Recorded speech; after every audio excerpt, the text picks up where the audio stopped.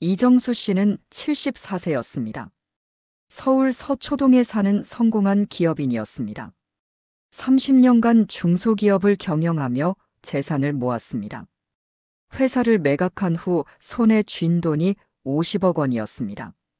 서초동 아파트 20억, 예금 15억, 주식 15억이었습니다. 정수 씨에게는 자녀가 셋 있었습니다. 장남 이민수는 50세로 대기업 임원이었습니다. 차남 이민주는 48세로 변호사였습니다. 막내딸 이지은은 45세로 의사였습니다. 세 자녀 모두 성공했습니다. 아버지의 경제적 지원 덕분이기도 했습니다. 정수 씨는 자녀들을 잘 키웠다고 생각했습니다. 최고의 교육을 시켰습니다. 유학도 보냈습니다. 결혼할 때 집도 사줬습니다. 각자 10억 원씩 지원했습니다. 부모로서 할 일은 다 했다고 생각했습니다. 아내는 5년 전에 암으로 세상을 떠났습니다. 정수 씨는 혼자 살게 되었습니다. 자녀들은 각자 바빴습니다. 한 달에 한 번 정도 찾아왔습니다. 명절에는 함께 모였습니다. 평범한 가족이었습니다. 2023년 봄 정수 씨는 중요한 결심을 했습니다. 재산을 사회에 환원하기로 한 것입니다. 50억 원을 기부하기로 결정했습니다. 구체적인 계획도 세웠습니다.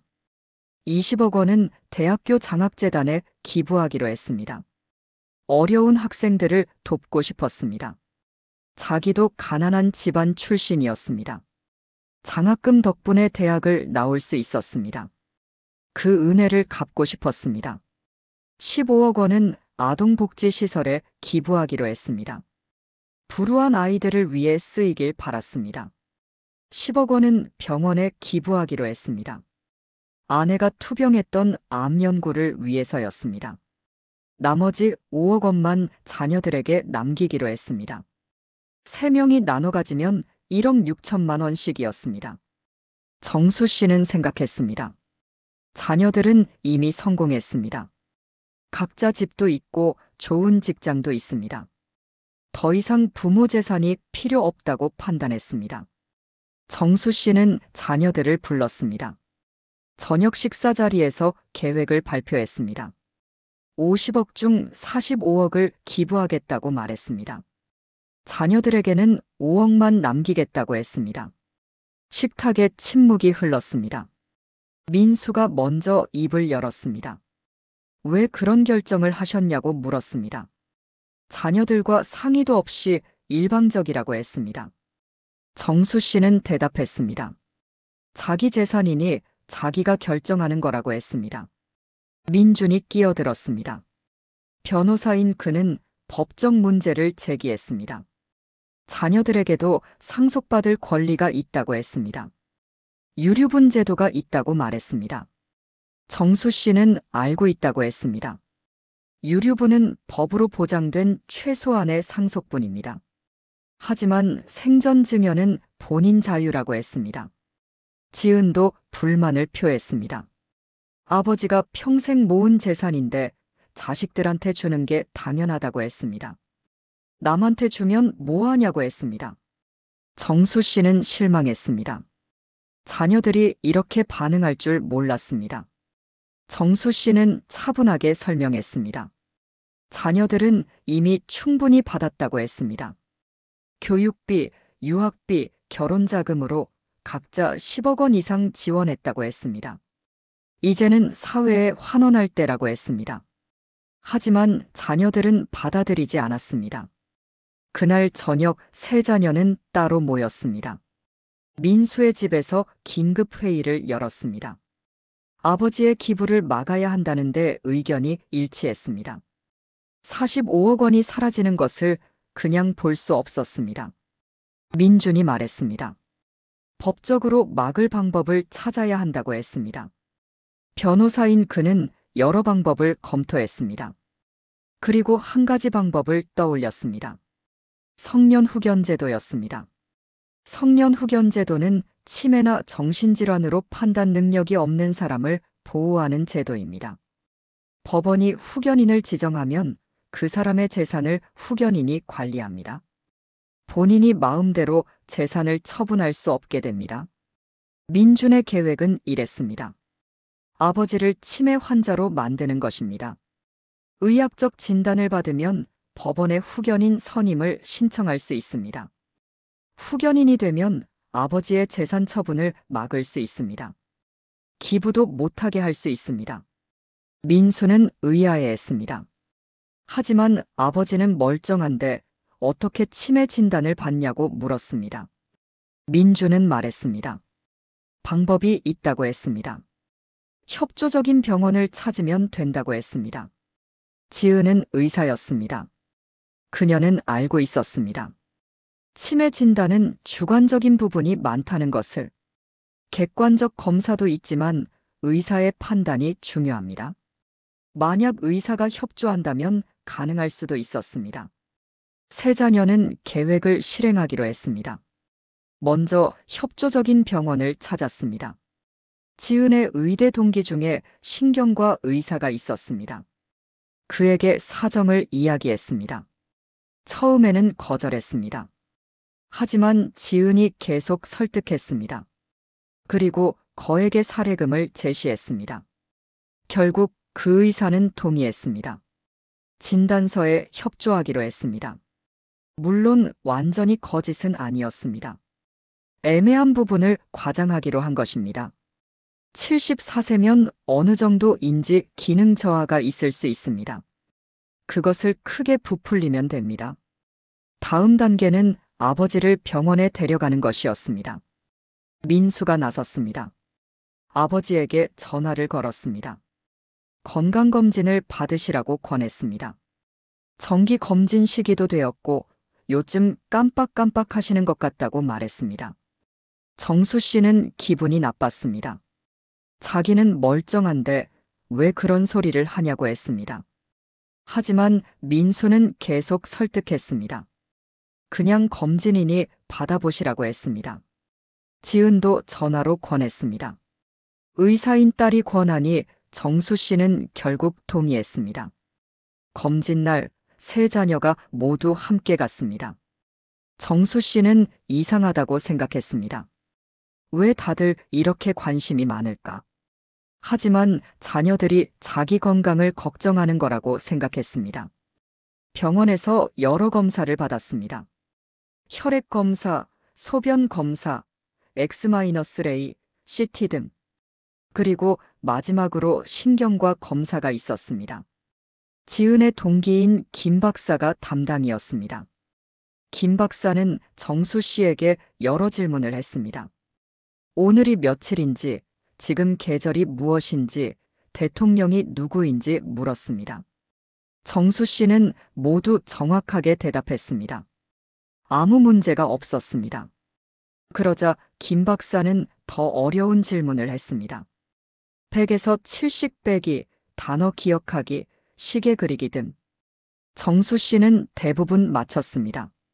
하지만 몇 개는 틀렸습니다. 74세 노인이라면 당연한 실수였습니다. 검사가 끝난 후 김 박사는 자녀들과 따로 상담했습니다. 정수 씨는 대기실에서 기다렸습니다. 김 박사는 자녀들에게 말했습니다.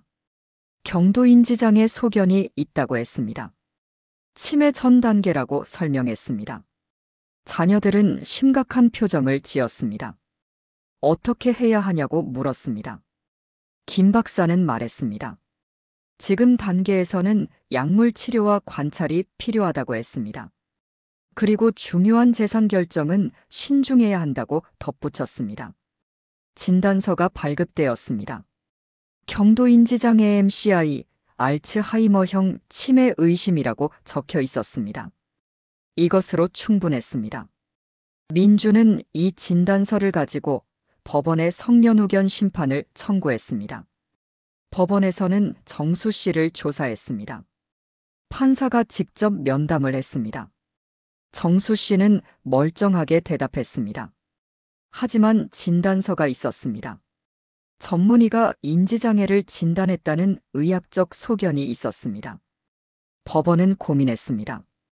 본인은 멀쩡해 보이는데 의학적 진단은 문제가 있다고 했습니다. 그리고 자녀들은 주장했습니다. 아버지가 최근 이상한 결정을 내리고 있다고 했습니다. 50억을 기부한다는 것이 정상적 판단이 아니라고 주장했습니다. 재산을 다 기부하는 것이 비정상적인 결정일까요? 법적으로는 아닙니다. 본인 재산을 어떻게 쓰든 자유입니다. 하지만 자녀들은 이것을 인지장애의 증거로 제시했습니다. 정상적인 사람이라면 자식들에게 물려줄 텐데 전부 기부한다는 것은 판단력에 문제가 있다는 주장이었습니다. 정수 씨는 변호사를 선임했습니다. 자기는 멀쩡하다고 주장했습니다. 기부 결정도 오랜 고민 끝에 내린 합리적 선택이라고 했습니다. 자녀들은 이미 충분히 지원했다고 말했습니다. 하지만 법원은 고민 끝에 한정 후견인을 선임했습니다. 완전한 후견인은 아니고 재산 처분에만 제한을 두는 한정 후견이었습니다. 후견인은 세 자녀가 공동으로 선임되었습니다. 이제 정수 씨는 자기 재산을 마음대로 처분할 수 없게 되었습니다. 기부를 하려면 후견인인 자녀들의 동의가 필요했습니다. 자녀들은 당연히 동의하지 않았습니다. 정수 씨의 기부 계획은 막혔습니다. 정수 씨는 분노했습니다. 자녀들이 자기를 치매 환자로 만들었다는 것을 알았습니다. 배신감을 느꼈습니다. 평생 잘 키워준 자식들이 재산 때문에 자기를 무능력자로 만든 것입니다. 정수 씨는 재심판을 청구했습니다. 다른 병원에서 재검사를 받았습니다. 서울대병원에 갔습니다. 그곳에서 정밀검사를 받았습니다. 결과는 명확했습니다. 경도인지장애가 아니라는 것입니다. 74세치고 매우 건강한 인지 기능이라는 소견이었습니다. 정수 씨는 이 새로운 진단서를 법원에 제출했습니다. 그리고 김 박사의 진단이 잘못되었다고 주장했습니다. 아니, 의도적으로 과장되었다고 의심한다고 말했습니다. 법원은 재조사에 나섰습니다. 김 박사를 소환했습니다. 김 박사는 떨었습니다. 자신의 진단을 방어해야 했습니다. 하지만 서울대병원의 정밀 검사 결과와 너무 달랐습니다. 설명하기 어려웠습니다. 검사가 개입했습니다. 허위 진단서 작성 의혹으로 수사가 시작되었습니다. 김 박사의 통장을 조회했습니다. 놀랍게도 지은으로부터 3천만 원을 받은 기록이 있었습니다. 진료비라고 적혀 있었지만 금액이 너무 컸습니다. 김 박사는 결국 자백했습니다. 지은의 부탁으로 진단을 과장했다고 인정했습니다. 돈을 받았다고 시인했습니다. 그는 의사 면허 정지 처분을 받았습니다. 세 자녀는 경찰 조사를 받았습니다. 민주는 변호사였지만 이번에는 피의자 신분이었습니다. 허위 진단서를 이용한 사기 및 공무집행방해 혐의였습니다. 재판이 시작되었습니다. 검사는 주장했습니다. 세 자녀가 공모해서 아버지를 치매 환자로 만들어 재산을 가로채려 했다고 했습니다. 계획적이고 악질적인 범죄라고 했습니다. 변호사는 반박했습니다. 아버지의 건강을 진심으로 걱정한 것이라고 주장했습니다. 50억을 기부하겠다는 결정이 비정상적으로 보였다고 했습니다. 악의는 없었다고 했습니다.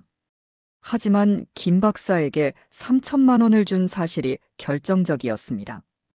이것은 명백한 진단서 매수였습니다.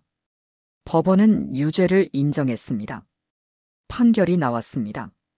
지은에게 징역 1년 6개월, 민준에게 징역 1년, 민수에게 징역 10개월이 선고되었습니다. 모두 집행유예 3년이 함께 내려졌습니다.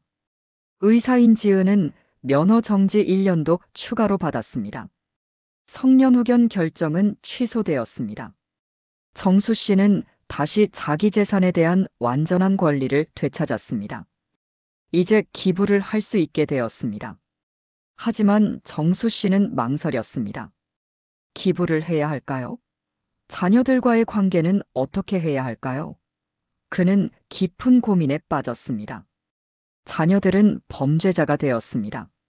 집행유예라서 감옥에는 가지 않았지만 전과자였습니다. 민수는 회사에서 권고사직을 받았습니다. 대기업 임원이 전과자가 되면 퇴출됩니다. 민주는 변호사 자격이 정지되었습니다. 형을 받은 변호사는 일정 기간 업무를 할 수 없습니다. 지은은 의사 면허 정지 1년을 받았습니다. 세 자녀 모두 사회적으로 큰 타격을 받았습니다. 명예도 잃었고 경제적 손실도 컸습니다. 무엇보다 아버지와의 관계가 파탄났습니다. 정수 씨는 고민 끝에 결정을 내렸습니다. 기부는 하되 일부는 자녀들에게 남기기로 했습니다. 50억 중 30억을 기부하기로 했습니다. 20억은 자녀들에게 남기기로 했습니다. 하지만 조건을 달았습니다. 자녀들이 진심으로 반성하고 관계를 회복하려는 노력을 보일 때만 주겠다고 했습니다. 지금 당장은 주지 않겠다고 했습니다. 30억 원 기부는 실행되었습니다. 대학 장학재단에 15억, 아동복지시설에 10억, 암연구기금에 5억을 기부했습니다. 언론에서도 보도되었습니다. 성공한 기업인의 아름다운 기부라며 칭찬했습니다.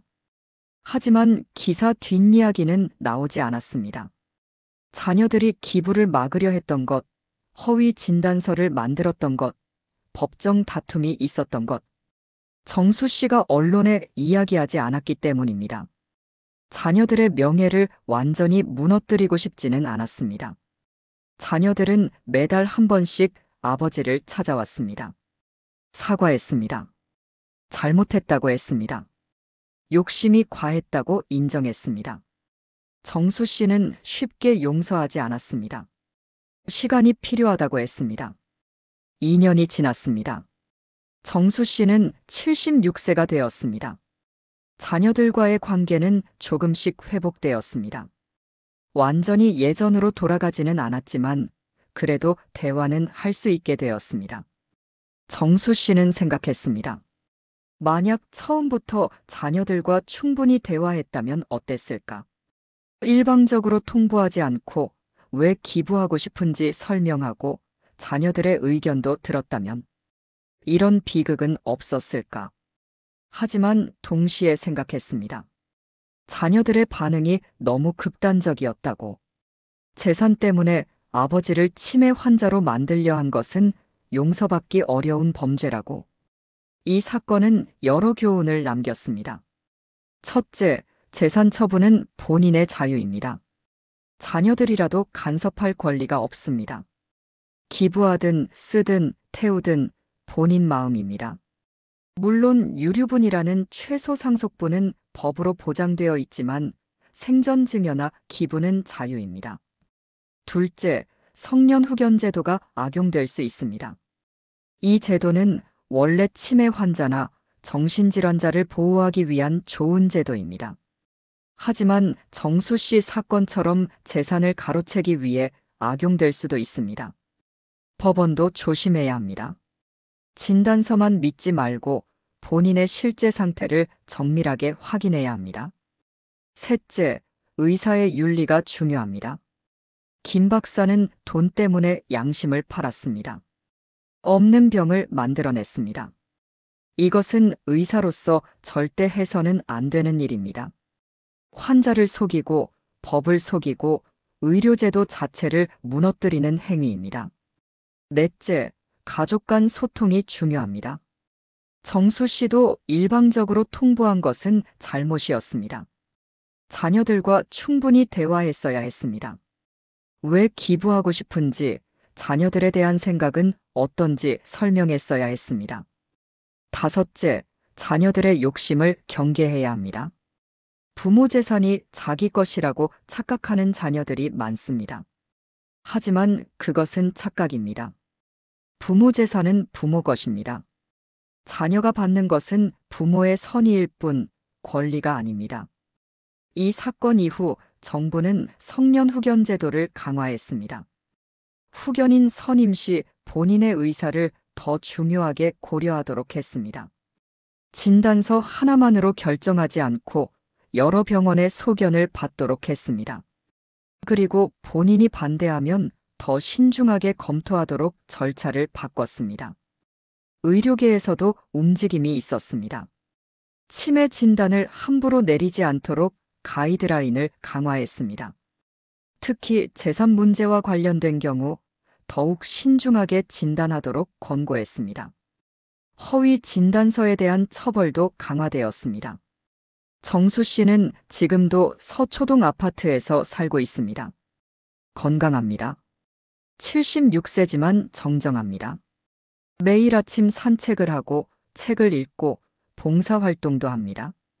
기부한 30억 원으로 많은 학생들이 장학금을 받았습니다. 어려운 아이들이 도움을 받았습니다. 암 연구도 진전이 있었습니다. 정수 씨는 뿌듯했습니다. 자기 돈이 좋은 곳에 쓰였다는 것이. 남은 20억 원은 아직 자녀들에게 주지 않았습니다. 유언장을 작성해뒀습니다. 자기가 죽으면 그때 자녀들에게 가도록 했습니다. 생전에는 주지 않기로 했습니다. 또다시 문제가 생길까봐 걱정되었으니까요. 자녀들은 받아들였습니다. 더 이상 재산 이야기를 하지 않았습니다. 그냥 아버지가 건강하게 오래 사시기를 바랐습니다. 적어도 겉으로는 그렇게 말했습니다. 정수 씨는 가끔 생각합니다. 인생에서 가장 중요한 것이 무엇일까? 돈일까, 가족일까, 명예일까, 봉사일까? 정답은 없는 것 같습니다. 사람마다 다를 것입니다. 하지만 한 가지는 확실합니다. 재산 때문에 가족이 무너지는 것만큼은 막아야 한다는 것. 돈은 삶을 풍요롭게 하는 도구일 뿐 목적이 되어서는 안 된다는 것. 이 이야기를 듣는 당신에게 묻습니다. 만약 당신이 큰 재산을 가지고 있다면 어떻게 하시겠습니까? 자녀들에게 물려주시겠습니까? 기부하시겠습니까? 아니면 다 쓰시겠습니까? 정답은 없습니다. 본인이 결정하면 됩니다. 하지만 한 가지는 꼭 하세요. 가족과 대화하세요. 일방적으로 통보하지 말고 충분히 이야기를 나누세요. 그리고 성년 후견 제도를 조심하세요. 이 제도가 악용될 수 있습니다. 만약 누군가 당신을 치매 환자로 만들려 한다면 여러 병원에서 검사를 받으세요. 혼자 결정하지 말고 믿을 만한 사람과 상의하세요. 재산은 평생 모은 것입니다. 그것을 어떻게 쓸지는 당신의 권리입니다. 누구도 빼앗을 수 없습니다. 자녀들도 배우자도 누구도. 정수 씨의 이야기가 당신에게 교훈이 되기를 바랍니다. 재산도 지키고 가족도 지키는 지혜가 필요합니다.